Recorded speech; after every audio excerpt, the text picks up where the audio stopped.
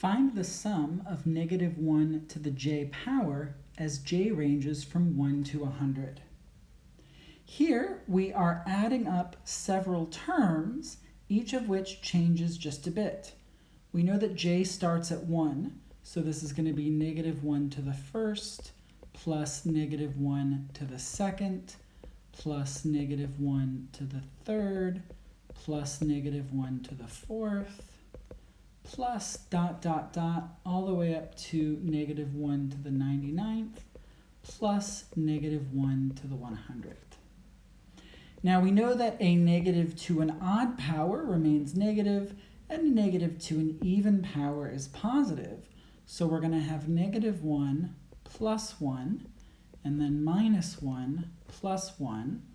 And it's going to continue like that until the end, when we have minus 1 for negative 1 to the 99th and plus 1 for negative 1 to the 100th. Now, we know that there are going to be 100 of these terms because j ranges from 1 to 100. And if we look at them, we notice that the first two cancel. Negative 1 plus 1 is 0. The second two cancel. And all of the pairs subsequently cancel up to and including the last pair. So because all of these terms end up canceling, the final answer is just 0.